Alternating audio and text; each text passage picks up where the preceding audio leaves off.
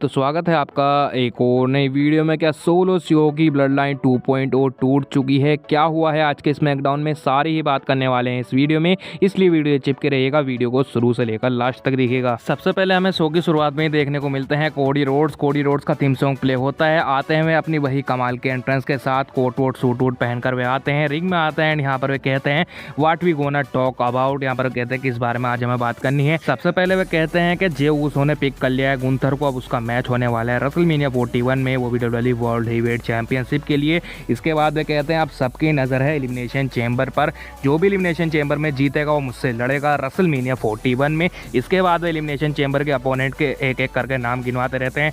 सबसे पहले Logan Paul का नाम लेते हैं, फैंस यहाँ पर बू करते हैं। इसके बाद कोडी रोड्स नाम लेते हैं CM पंक का, और CM पंक का नाम लेते ही क्राउड यहाँ पर CM पंक के चैंट्स लगाने लग जाता है। इसके बाद वे ड्रू मैकिंटायर का नाम लेते हैं, फैंस का मिक्स रिएक्शन यहाँ पर आता है। इसके बाद वे जॉन सीना का नाम लेते हैं, यहाँ पर सीना के चैंट्स लगने लग जाते हैं। इसके बाद कोडी रोड्स यहाँ पर सोलो सिको का भी नाम लेते हैं, लेकिन वे कहते हैं वो एलिमिनेशन चैम्बर में नहीं होने वाला है क्योंकि वो क्वालिफाई नहीं हुआ है। तभी यहाँ पर ड्रू मैकिंटायर का थीम सॉन्ग प्ले होता है। ड्रू मैकिंटायर रिंग में आते हैं, यहाँ पर मुस्कुराते हैं और रेसलमेनिया के साइन को देखते हैं। इसके बाद ड्रू मैकिंटायर कोडी रोड्स से कहते हैं कि दोबारा से मेरा नाम ले। इसके बाद कोडी रोड्स मुस्कुराते हैं, यहाँ पर दोबारा से ड्रू मैकिंटायर का नाम लेते हैं। फैंस यहाँ पर तकड़ी वाली बू करते हैं ड्रू मैकिंटायर को। इसके बाद यहाँ पर जवाब में ड्रू मैकिंटायर फैंस से कहते हैं वही ड्रू मैकिंटायर जिसने 2 बार एलिमिनेशन चैम्बर जीता है, मल्टीपल टाइम चैंपियन है एंड रॉयल रंबल विनर है। इसके बाद ड्रू मैकिंटायर कोडी रोड्स को बात याद दिलाते हैं। यहाँ पर कहते हैं कि किस तरीके से कुछ हफ्ते पहले स्मैकडाउन में मैंने तुझे गले लगाया था और तूने मुझ पर ही हमला कर दिया था।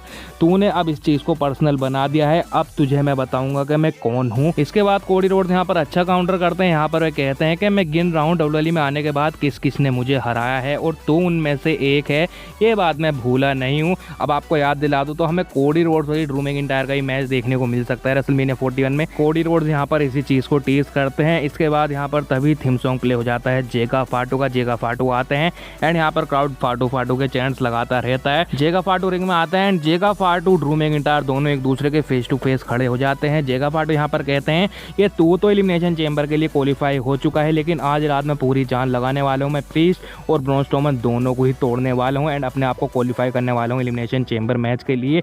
एंड एलिमिनेशन चैम्बर को जीतकर मैं रेसलमेनिया में जाकर अपनी फैमिली में वो टाइटल वापसी लाने वाला हूँ। इसके बाद यहाँ पर ड्रू मैकिंटायर जवाब देते हैं। यहाँ पर कहते हैं लोग एक साइकोपैथ और एक वेयरवुल्फ का मैच देखना तो चाहते हैं, लेकिन वो दिन आज नहीं है। इसके बाद वो कोडी रोड्स से कहते हैं ड्रू मैकिंटायर के कोडी रोड्स लगता है जेगा फाटू को तुझसे कुछ बोलना है। इसके बाद यहाँ से ड्रू मैकिंटायर चले जाते हैं। काफी अच्छी चीज लगी मुझे ड्रू मैकिंटायर की।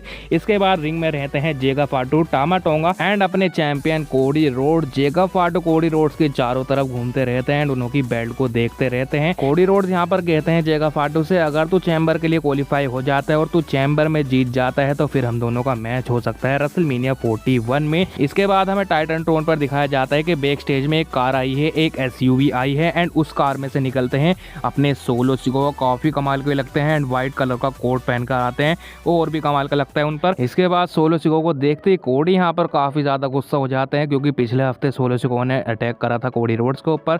कोडी रोड जाने लग जाते हैं लेकिन यहाँ पर रोक लेते हैं जेगा फाटू। जेगा फाटू कहते हैं कि सबसे पहले सोलो सिको से बात मैं करूंगा और ये हमारी फैमिली का मैटर है। यहाँ पर कोडी रोड्स कहते हैं चल पहले तू बात कर ले। इसके बाद यहाँ पर ये सेगमेंट खत्म हो जाता है। इसके बाद हमें बैक स्टेज से दिखाया जाता है कि जेगा फाटू एंड टामा टोंगा ढूंढ रहे हैं सोलो सिको को। टामा टोंगा एक बंदे से पूछते हैं कि सोलो सिको किधर को गया है, वो बंदा बताता है डरता हुआ कि इधर को गया है सोलो सिको। आप टामा टोंगा तो चले जाते हैं लेकिन जेगा फाटू भागते हुए आते हैं और उस बंदे को बिना बात के तोड़ने लग जाते हैं। काफी फनी लगता है एंड यहाँ से WWE ने शुरुआत तो अच्छी करी है स्मैकडाउन की। यहाँ पर WWE ने थोड़ा सस्पेंस बना रखा था कि क्या बात होने वाली है जेगा फाटू एंड सोलो सिको के बीच में। वैसे आपका क्या कहना है इसके बारे में, आप बताइएगा जरूर। इसके बाद हमें शो पर चेल्सी ग्रीन वर्सेस नाओमी का एलिमिनेशन चैम्बर क्वालिफाइंग मैच देखने को मिलता है। अब WWE की ये बात मुझे समझ नहीं आती है, जैसा इन्होंने लायरा वल्कायरा के साथ करा था ऐसे इन्होंने चेल्सी ग्रीन के साथ ही कर दिया है। अब आपको चैंपियन को क्वालिफाई नहीं कराना है तो आप उसको मैच में ही क्यों डालते हो। नाओमी यहाँ पर जीत चुकी है एंड वे क्वालिफाई कर चुकी है एलिमिनेशन चैम्बर के लिए। इसके बाद आज हमें बैक स्टेज से ये बात भी पता लगती है आखिर जेड कारगिल पर अटैक किसने करा था। निक एल्डिस बुलाते हैं बियांका ब्लेयर एंड नाओमी को, यहाँ पर वे एक वीडियो चलाकर दिखाते हैं। उस वीडियो में हमें दिखाया जाता है कि जिस वक्त एम्बुलेंस में जेड कारगिल को चढ़ाया जा रहा था तो उसके साइड से थोड़ी साइड से निकलकर जा रही थी लिव मॉर्गन एंड रखेल रोड्रिगस। इसके बाद यहाँ पर निक एल्डिस ये भी कहते हैं कि मैं पूरी जांच पड़ताल करने वाला हूँ, जब जाकर पता लगने वाला है कि किसने अटैक करा है जेड कारगिल के ऊपर। यहाँ पर बियांका ब्लेयर एंड नाओमी यहाँ पर कहने लग जाती है मुझे पता था इन्होंने ही करा था। और यहाँ पर नाओमी जरा ओवर रिएक्ट कर रही थी। यहाँ पर डब्ल्यूडब्ल्यूई टीज करी है कि शायद से नाओमी ने ही अटैक करा है जेड कारगिल के ऊपर। वैसे आपका कहना है इसके बारे में आप बताइएगा जरूर। इसके बाद आज हमें शो पर फाइनली सेमी ज़ेन को भी दिखाया जाता है। यहाँ पर सेमी ज़ेन एक वीडियो के थ्रू यहाँ पर बताते हैं, यहाँ पर वे कहते हैं कि किस तरीके से मैं इंजर्ड हूँ, मैं अच्छा फील नहीं कर रहा हूँ। एंड वे केविन ओवेंस के बारे में बात करते हैं। यहाँ पर वे कहते हैं तूने किस लिए मेरे ऊपर अटैक करा, क्योंकि मैंने तुझे चैंपियनशिप जीतने में मदद नहीं करी। तू क्या चाहता था कि मैं कोडी रोड्स को गिरा देता लेडर पर से और तुझे चैंपियनशिप जितवाने में मदद करता। सिर्फ इतनी सी बात के ऊपर तूने मेरे ऊपर अटैक करा है। इसके बाद सेमी ज़ेन ये भी कहते हैं कि हम दोनों इतनी बार लड़ चुके हैं कि अब हमारा मजाक भी बनने लग गया है। लेकिन यहाँ पर सेमी ज़ेन गुस्से में कह देते हैं जब भी मैं क्लियर होकर आने वाला हूँ मैं तुझे बिल्कुल भी छोड़ने नहीं वाला हूँ। सेमी ज़ेन ने ये चीज साफ साफ कह दी है। इसके बाद हमें शो पर केविन ओवेंस का जवाब भी सुनने को मिलता है। केविन ओवेंस वही वीडियो के थ्रू अपना जवाब भेजते हैं। यहाँ पर कहते हैं कि तू क्या कह रहा है, तू अच्छा फील नहीं कर रहा है, मैं खुद अच्छा फील नहीं कर रहा हूँ। इसके बाद यहाँ पर वे कहते हैं कि डब्ल्यूडब्ल्यूई में मैं कुछ ही लोगों के ऊपर ट्रस्ट करता हूँ, लेकिन जो भी मुझे धोखा देता है ना, जो भी मेरा दिल तोड़ता है उसके साथ मैं ऐसा ही करता हूँ। इसके बाद यहाँ पर केविन ओवेंस कह देते हैं कि अगर तुझे मुझे ढूंढना है ना तो आ जा एलिमिनेशन चेंबर टोरंटो में, मैं तुझे वहीं मिलूंगा। यहाँ पर ये एक तरीके से टीज कर रहे हैं अपने मैच के लिए। शायद से हमें Sami Zayn versus Kevin Owens का मैच ऑफिशियल होता हुआ दिखाई दे सकता है, वो भी एलिमिनेशन चेंबर के लिए। और सबसे बड़ी बात टोरंटो से जहां से एलिमिनेशन चेंबर होने वाला है वो Kevin Owens and Sami Zayn दोनों का ही होम टाउन है, तो इससे बड़ी बात और क्या ही होने वाली है। और शायद से डब्ल्यूडब्ल्यूई इस स्टोरी लाइन को खींचकर रेसलमेनिया 41 तक भी ले जा सकती है। वैसे आप क्या कहना है इसके बारे में आप बताइएगा जरूर। उसके बाद हमें फाइनली वो सेगमेंट देखने को मिलता है। बैक स्टेज में जेका फाटो केओस मचा रहे हैं एंड वे पहुंच जाते हैं सोलो सिकोा के लोकर रूम में। अब यहाँ पर जेका फाटो काफी ज्यादा बुखलाए हुए रहते हैं। यहाँ पर वे कहते हैं बता भाई ये सब क्या चल रहा है। यहाँ पर सोलो सिकोा ऐसे कन्विंस करने की कोशिश करते हैं। यहाँ पर कहते हैं जेका फाटो से देख जब से रोमन रेंस ने मेरे से उलफ वाला माला ली है, मुझे हरा है, तो मुझे थोड़ा टाइम चाहिए था। अब मैं संभल कर वापसी आ चुका हूँ। अब मैं चाहता हूँ कि हमारी फैमिली में वो टाइटल वापसी आए। यहाँ पर वे कहते हैं कि मैं चाहता हूँ जेका फाटो तो एलिमिनेशन चेंबर के लिए क्वालिफाई हो एंड तू रेसलमेनिया में जाकर वो टाइटल हमारी फैमिली में दोबारा से वापसी लाए। यहाँ पर जेका फाटो कन्विंस नहीं रहते हैं सोलो से और वे जाने लग जाते हैं। इसके बाद सोलो सिकोा जेका फाटो को हाथ पकड़ के रोकते हैं एंड यहाँ पर वे जेका फाटो से कहते हैं आई लव यू जेकब। अब ये चीज देखकर मैंने काफी ज्यादा एंजॉय करी है, क्योंकि इतने महीनों से हम सुनते रहते थे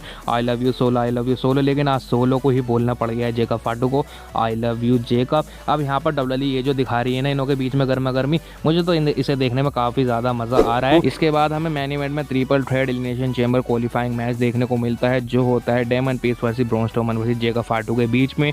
मैच ये काफी कमाल का था, काफी खतरनाक यहाँ पर स्पोर्ट देखने को मिलते हैं। ब्रॉन स्ट्रोमन जेका फाटो को चौक स्लैम भी लगाते हैं, वो भी कमेंट्री टेबल के ऊपर। मजा यहाँ पर जब आता है जब ब्रॉन स्ट्रोमन के स्टील चेयर फंसाकर जेका फाटो भागकर मारने की कोशिश करते हैं, लेकिन यहाँ पर ब्रॉन स्ट्रोमन काउंटर कर देते हैं और ब्रॉन स्ट्रोमन जेका फाटो के फेस पर स्टील चेयर लगाकर मारने की कोशिश करते हैं, लेकिन यहाँ पर आ जाते हैं सोलो सिकोा सगोन स्पाइक लगा देते हैं। इसके बाद यहाँ पर कोडी रोड्स का भी थीम सॉन्ग प्ले हो जाता है। कोडी रोड्स यहाँ पर आते हैं एंड यहाँ पर वे सोलो सिकोा में बजाने लग जाते हैं। यहाँ पर टामा टोंगा सोलो सिकोा की मदद करने की कोशिश करते हैं, कोडी रोड्स को पकड़ लेते हैं। इसके बाद सोलो सिकोा कोडी रोड्स में समोन स्पाइक लगाने की कोशिश करते हैं, लेकिन कोडी रोड्स नीचे से निकल जाते हैं एंड समोन स्पाइक जाकर लग जाता है टामा टोंगा में। ये चीज बिल्कुल ही पसंद नहीं आती है जेका फाटो को। जेका फाटो ऐसा गुस्से से देखते हैं ना सोलो सिकोा को, काफी खतरनाक वो लगता है, ऐसा लगता है अब बजाने वाले, लेकिन पीछे से आ जाते हैं डेमन पीस। यहाँ पर टाइम कीपर एरिया में फेंक देते हैं जेका फाटो को। इसके बाद वे साउथ ऑफ हेवन फिनिशर लगा देते हैं ब्रॉन स्ट्रोमन में और पिन करते हैं और यहाँ पर डेमन पीस क्वालिफाई हो चुके हैं एलिमिनेशन चेंबर के लिए। अब जो भी हमने सोचा था वो सब धरा का धरा रह गया, ट्रिपल एच अनएक्सपेक्टेड ही करने लग गए हैं। अब कहाँ हम सोच रहे थे जेका फाटो या ब्रॉन स्ट्रोमन जाने वाले हैं, क्वालिफाई हो गए, लेकिन यहाँ पर तो डेमन पीस ही जीत गए। वैसे आपका क्या कहना है इसके बारे में आप कमेंट्स में जरूर से बताइएगा।